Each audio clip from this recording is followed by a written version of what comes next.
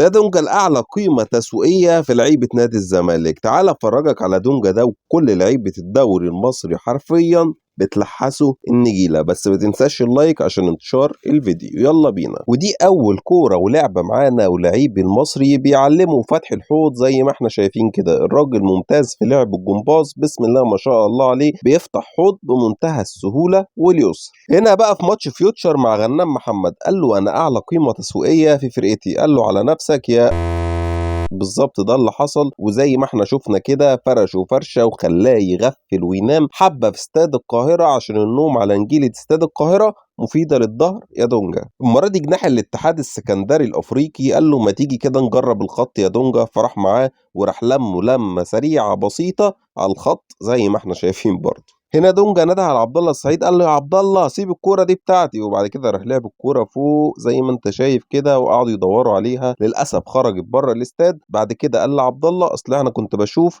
مين هيعلي الكرة أعلى. هنا دونجا بيعمل أكتر حاجة هو بيعرف يعملها، وهي الاعتراض والتشويح والحاجات اللي هو بيعرف يعملها دي زي ما انت شايف. هنا هنتفرج عليه في مهارة ال1-2. سيف الدين الجزيري اداله ال1 وعايز ال2، فراح شاط الكورة حرفيا مش بصاها في وشه. يسكت؟ لا والله ابدا، بيعترض على سيف الدين الجزيري وبيقول له ايه يا عم ده، رغم ان دونجا اللي غلطان ورغم ان دونجا هو اللي شايط ولاعب الكورة غلط، ولكن هو اللي بيعترض وهو اللي بيشوح كالعادة عشان هو ما بيغلطش. لا وخلي بالك ما بيزعلش حد. يعني هنا كريم العراقي باك يمين المصري كان عايز يعدي، قال له اتفضل عدي بمنتهى السهولة، انا مش هضغط، انا اصلا مركزي ما يسمحليش ان انا اضغط، انا رقم 6 اللي المفروض ارجع الكورة من الخصم، ولكن مش هضغط، اتفضل يا كريم عدي. وهنا بقى كابتن دونجا كان قاعد بيدور على الكورة مع لعيب فيوتشر رغم ان هي جنبه، عشان لعيب يشوف الكورة بظهره. عنده اهم حاجة بيقدر يعملها الرؤية بتاعته، عنده رؤية عظيمة. بمناسبة الرؤية، بصوا يا جدعان المهارة والرؤية الفظيعة دي. الراجل واقف جنبه هنا بيطلب الكورة سهلة. بص هيلعب الكورة لمين؟ للعيب سموحة.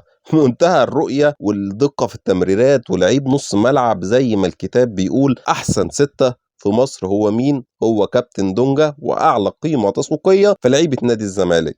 ودي بقى كعادته، يعني أي حد عايز يعدي بيقول له اتفضل عدي يا بلدينا، ببلاش ببلاش، خش يا باشا هات جون. يسكت على كده بقى وخلاص على المحافل المحلية؟ لا، في المحافل الدولية كمان. وفي ماتش انيمبا اي حد عايز يرقص بيرقص ببلاش. ببلاش الترقيص وان انت تروح على الجون، رغم انه المفروض هو خط الدفاع الاول، ولو ما قدرش يقطع الكوره وكمان الراجل عدى منه كتير وبقى شكله وحش بيعمل فاول زي ما انت شايف كده. ودي واحده تاني، بص برضو الراجل بيعمل فيه ايه، اخر مهزقه واخر مهزله للعيب رقم 6 الاعلى قيمه تسويقيه.